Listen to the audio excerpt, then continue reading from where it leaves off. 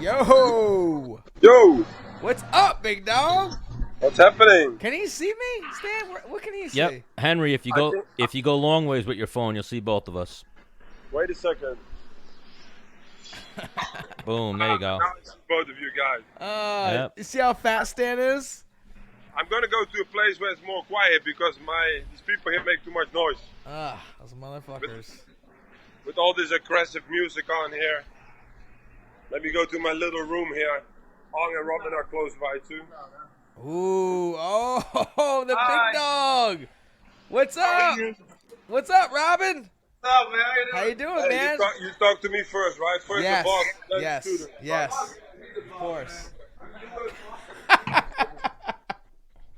Let me see. My little room here. Oh gosh, Yeah, I got it. we're doing it. Yeah, we figured What's it out. up, guys? Just hanging out, man. Living the Yeah, life. I know. I see. I saw you guys last week too on the podcast. You were doing good. We're trying. We're trying, Henry. This is the first podcast I do. Believe me or not, the first one. No, this is the first one you've ever done. The first one. I start with the real people. I don't do a lot of interviews anymore too. I keep it real. Yeah. Well, that's what I was telling Dennis. The little bit I know about you and the few times I've been around you, you're as real as it gets as far as a coach goes. Yep. I try to. That's the way you got to be. Can't be a yes man in this game. No. No, especially not in MMA. It's funny sometimes. You know, I've been doing this now for 8 years, and sometimes the more I look back, when I started was really cool time, but now it's starting to get a little bit into a circus. So I don't want to spend too much time talking to people that make a drama show. You know, Right. Not Yeah. good for me. So, Well, you know Menace very well. Menace is like a happy-go-lucky guy, so that's what we're going for. We're trying to bring out his personality with the show and just be positive. In a world full of negative journalism, we're trying to be the positive side. yeah, it's not necessarily a negative, but that's just people that in real life I not really want to talk to. But with Dennis, I want to talk. But I like to train him too. I like to train with him too. I gotta get back down and get some training in. I just was joking with Robin. Robin speak, but he's retired though. I'm retired 15 years ago. I still spar every week. It doesn't make any sense. Just put your mouthpiece in and start banging a little bit. Yep. I mean, it's not rocket science. You just gotta beat the guy up in front of you. Yeah. You know, Yeah. you don't have to get crazy. So, No, what's your slogan? keep it simple, stupid. Kiss. That's it. In life, in general, in training, in life too, I don't do really special stuff, and it works because I only do what I know. So that's not a lot, but the things that I know, you know. So your style, though, for me sometimes is almost like Stan. Like, you know how, like, you know, there's a red apple, and the question asks, what color is the apple? Red, blue, green, and you're like yellow. You're like, the answer's too easy. It can't be red. You know, so sometimes I have trouble with, like, so Henry's like, all right, step in, punch, step back, wait. He steps in, punch. I'm like, I can't do that. Yeah. Yeah, no, I know. I can only go forward. I think in basic it's good for everybody, but Yeah. I don't. If you have like if you have some special tools that you want to use, but in general, like I be a fundamental guy again in life too, but also in fighting. I think when your fundamentals are good, then you can do, and you have some extra tricks is good. But if you're fundamentally good, then if you fight 10 times, you win 8 times. That's not a bad score, you know. Yeah. And also it's I'm a trainer, so let me explain this. I heard the word coach a lot, but if I say coach in my gym, 7 people will look up, you know, because I'm a trainer. I like to train people. I like to train the guy who delivers food here. I like to train my daughter. I like to train the fighters. I like to teach, so I like to give you some of the tools that I learned over the years from the best kickboxing trainers and fighters in the world. So that's what I like. I'm a real trainer. I'm not the guy with the master plan and give you a piece of paper and tell you what combinations you need to throw. I want to teach you some skills that you probably can use at the right moment. And also, I think it's important to know when to use certain stuff, because a jab looks very simple, but if you use it at the right moment, you can win a fight with a jab. Very simple and not get hurt, you know.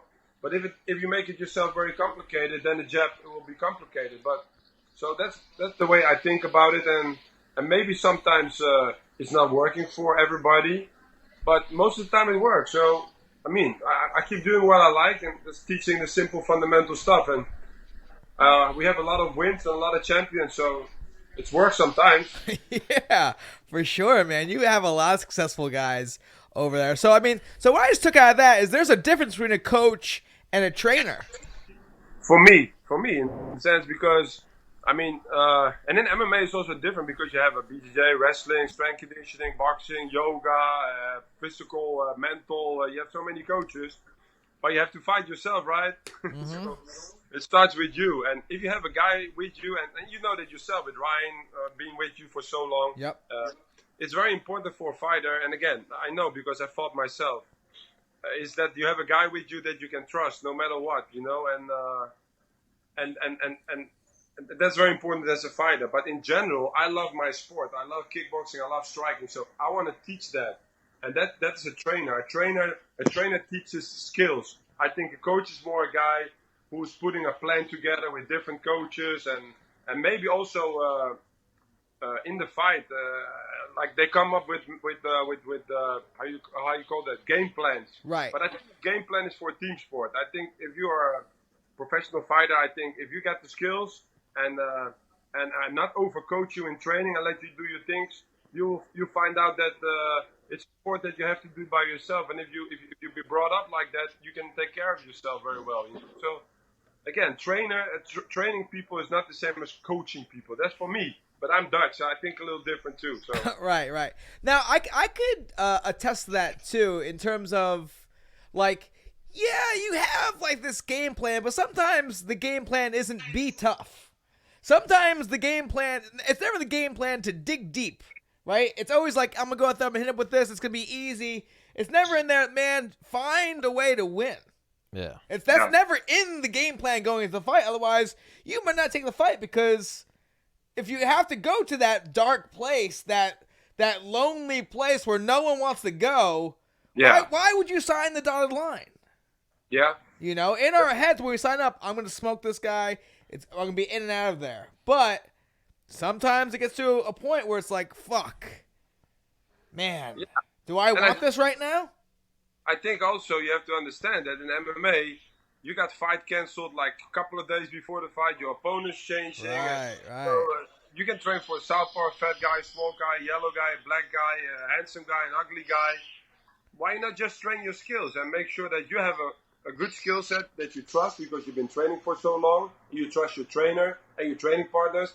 And you go in there and you win 90% of your fights. I guarantee you that. And sometimes you lose to the best guy in the division. Is that a bad thing? I mean, it's not a bad thing. I was with Anthony for years. Everybody out. He lost only to one guy 2 times to DC.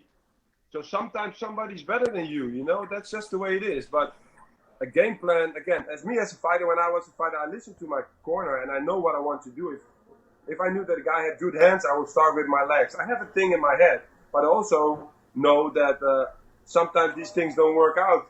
And then you just have to trust yourself, you know, and I think what is good, because if your shin is hurt, your corner doesn't know it, and they ask you for a body kick, and you can kick.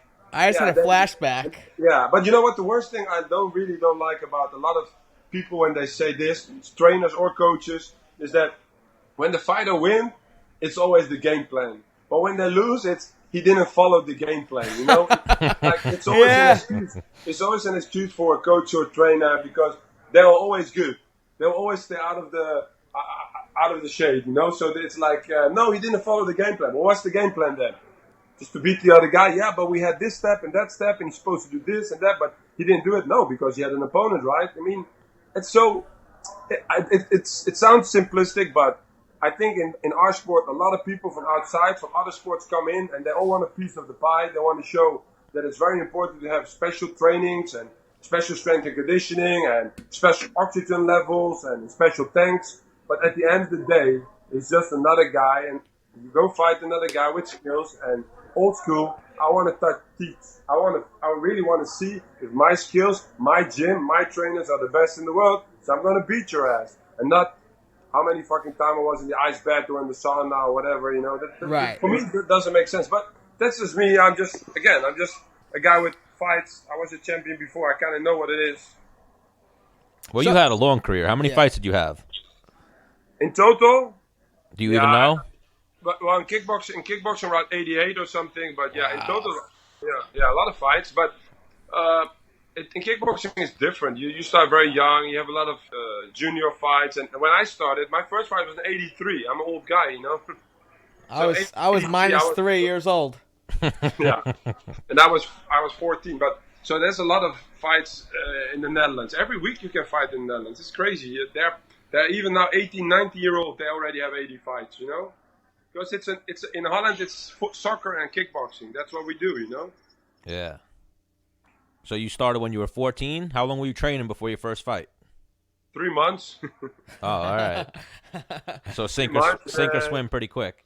The trainer said, "You're good, man. Let's go." And I still remember my first fight. I was so scared of the guy because I fought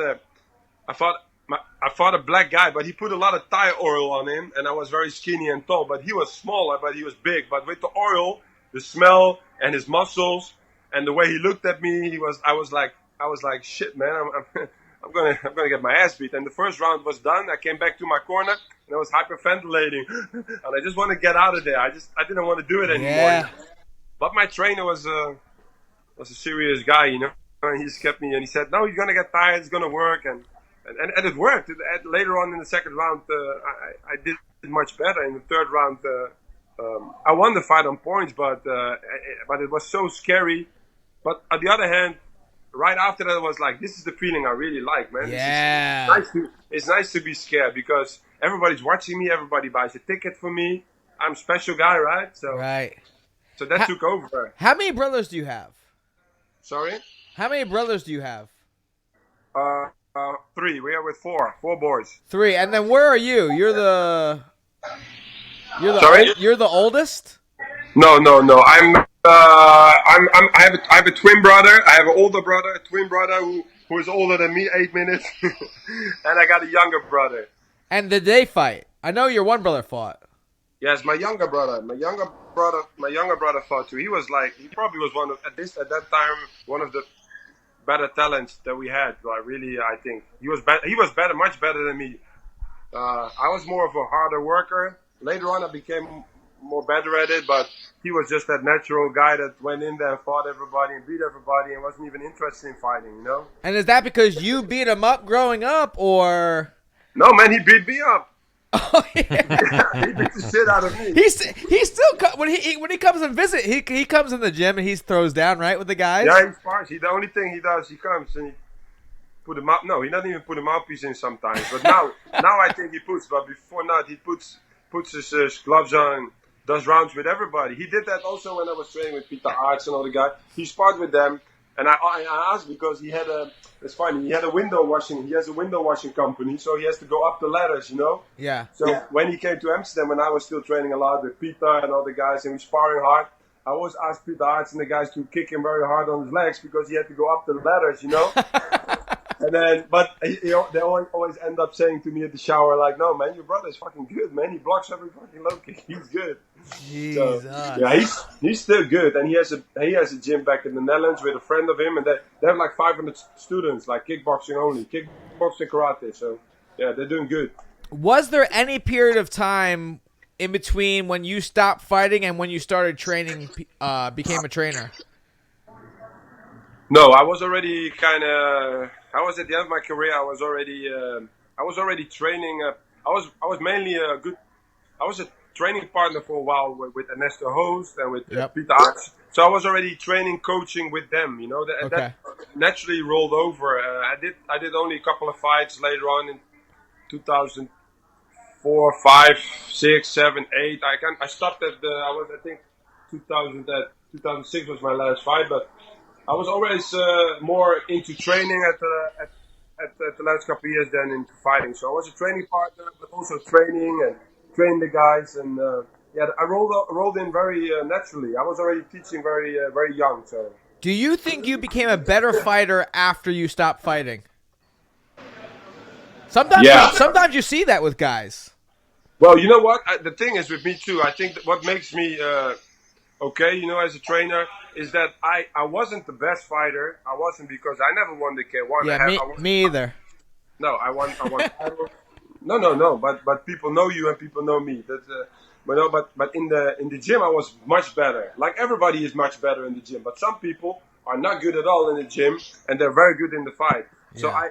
they like to say that this is a gym champion or something. But I wasn't. I won also fights for real.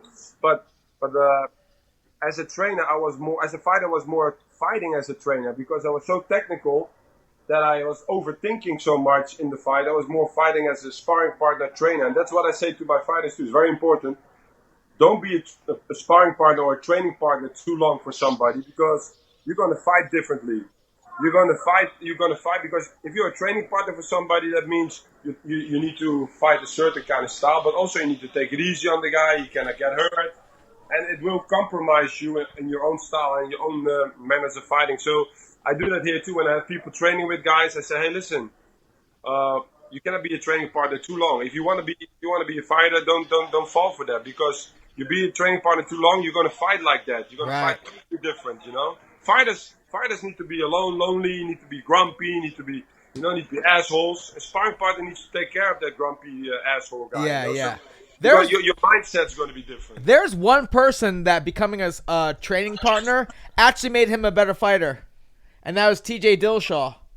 He was mocking fighting like Dominic Cruz, and then he started adapting all these things that started working for him, acting like he was Dominic Cruz, and then he became a world champion. Yeah. Yeah, no, But again. he is an exception, Exception to the fact. rule. Yeah. Henry just hit a nail on the head, like had me do some self-realization right there. That's probably what my problem was. I became too much of a training partner, and I took too long to finally start fighting. So I was good in the gym, but atrocious when I competed. Yeah, you sucked. Yeah, I wasn't No, bad. that's bullshit. No, but no, I've no, never, you're right. I've never Your seen him compete. mindset- Though. Your mindset, because both of you guys know that everybody knows that fighting is 75% with your head, at least. Yeah. And the rest is your heart. I mean, skills and cardio, everybody can train that, but your mentality. So if you have a mentality of, I'm going to train with this guy, instead of, I'm going to the gym and I'm going to beat everybody up. That's a totally different mindset. So, but for me, training was kind of, I always knew that I wanted to be a trainer, again, because I like people. And, I knew it. I knew when I was fighting, helping people out and everything. So that's a little different. Fighting needs to be a little different. How much time from after your last fight till you started training MMA fighters was there? Was that gap? Well, I stopped in 2006, but a couple of my training partners was already fighting MMA. I mean, Gegard Musashi trained with me and Tyrone. Okay. They sparred a lot together. My other friend, his name is Rene Rosen. Not a lot of people know him, but he fought on Pride. He fought against Josh Barnett. So we had a couple of MMA guys in the gym, but we did only striking. So when I moved over here, when I came here in 2011, I came with Tyrone to help Rashad out for his fight with, I think, Tito Ortiz. And then we came to the gym, and everybody was sparring, and we were like looking at each other like, this sparring here? I mean, what are they doing here, man? And Tyrone speaking, no, we don't need to have, we need trainers. So we're going to train them, we're going to spar hard. We're going to change the whole thing because it doesn't look like people know what they're doing. They're just throwing a punch and running around, Right. So 2006 to 2011, and then I started really focusing, and it took me 4 years to really get the MMA striking kind of in, because it's a little different. It's definitely different. Yeah. Yeah, it's definitely different because there's much more movement. Most of the MMA guys move much more. The cage is much bigger. You got the threat of the takedown. But in the beginning, I didn't want to listen to that. I was just like, in my head, I was like, no, it's the same shit. It's another guy. I'm going to beat his ass. Just make sure that you don't get taken down. And just a couple years later, when Gregory Jones and everybody, and also the fighters, I looked more at them. I learned more from them. I started to understand, like, hey, you need to adapt a little bit better because it's working, but it goes up and down too much. It's not good. It's because I didn't have the right mindset to leave the whole kickboxing stand-up and to listen to 3 other coaches who are giving their thoughts on what we have to do to win MMA fights. Because Right. we're knocking everybody out. Anthony was knocking everybody out. Everything was working. But then we got a period when it wasn't not so good. And then I started thinking about, hey, man, just open your mind a little bit, and check what they say, and get the info from the fighters like Rashad and now Nick Lance and all the guys, Robbie Lawler, all the guys around you. And we started slowly. I slowly started understanding that MMA striking is a little different. Again, fundamentally, the jab is still a jab. And you're talking about when you started your own gym. Well, I started my own gym just 2 years ago, but I was working with a group that was called the Black Zillions, the most stupid name ever, but it was a great team, great guys, you know. I agree. Great guys, you know that, everybody was there, Ryan, all the boys were there, great people, great guys. And then my own gym is since 2017 now, 2 years, you know, so... yeah, we had Eddie on last week, right? Alvarez, yes. And he said he misses you. No, I miss, man. I mean, you know what? The only thing was shit with what happened. I wish I was at that fight when he won the belt, because I had fights. When I started with Eddie, another great guy, great family guy. Yep. Really, really, really great guy. We started from nothing, and we started knocking people out. He head kicked people. He didn't get hit so much anymore. We won the belt against Michael Chandler. Right, because that was one of his things, that he could take some damage, but also give it. He would outlast people a little bit. Yeah. Real life Rocky. I kind of wanted to get away from that a little bit. And you did. And I did, and then we won the Bellator belt, and we won a lot of fights until one fight, like the last fight when he fought for the belt. But that was understandable because Eddie was training with Mark and all the other guys, and it wouldn't be appropriate for me to be there. On the other hand, I was working all the time with him, so it would have been cool because it would have been my first UFC belt winning, because I won the Bellator belt up and down, and I won it with Eddie and I won it back with Michael Chandler. So, but it didn't happen. But I worked so good with him. He's so easy to work with. Such a great guy. And still, when I see him at ONE FC, I always support him. You know, because he's a great guy, and he's a very smart guy. Yeah. Very smart guy.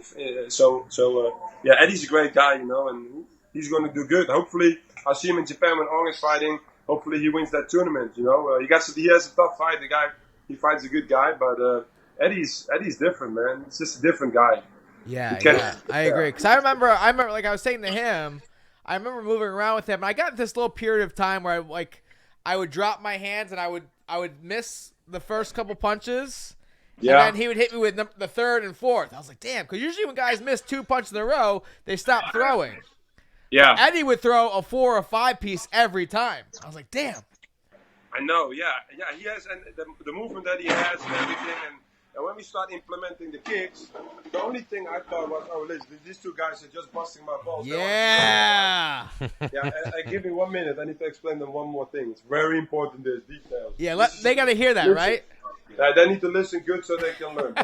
No, but with Eddie's first fight, they gave him Cowboy, you know, the first fight in the UFC, and I was like, okay, he's Bellator, but, you know, Cowboy is a tough fight for everybody, especially in the first fight. Because I didn't really like that fight the first fight in the UFC, the Cowboy kicker and Eddie a little different, you know.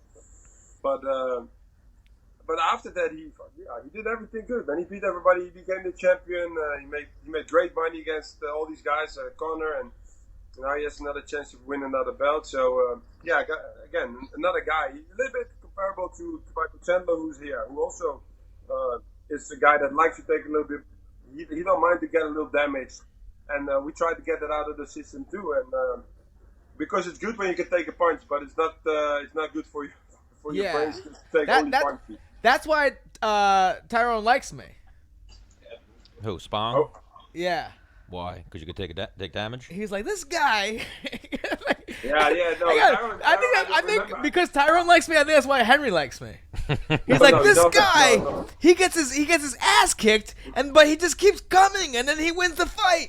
And then Henry comes up to me. He's like, Tyrone's like a multi-time world champion, but he likes you. yeah. No, it's true. No, because we were at the fight, and you were just into I don't know even which fight it was, the craziest fight. Up and down, he was on the floor, and then he knocked the guy out. And he says, man, I really like this guy. I've seen him fight a couple times. He's so tough.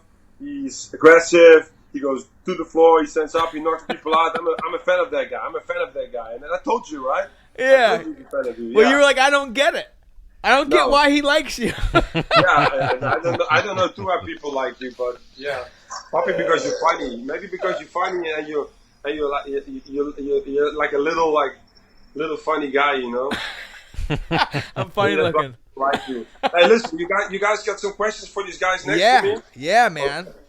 Okay, well, talk to these guys, and I see you soon, and I see you soon too, buddy. Come around. Yeah, Fatso here. You're the man, Henry. Thank you for joining us. Yeah, bring him with you, and then we beat the shit out of each other just for fun. Yeah, I like that. I would love to beat the shit out of this guy. Oh my gosh, you better start doing push-ups now, you fucking fat piece. Push-ups? How are push-ups gonna help me? You got to just get stronger or something. I just gotta land the two. Talk to these two clowns, yeah.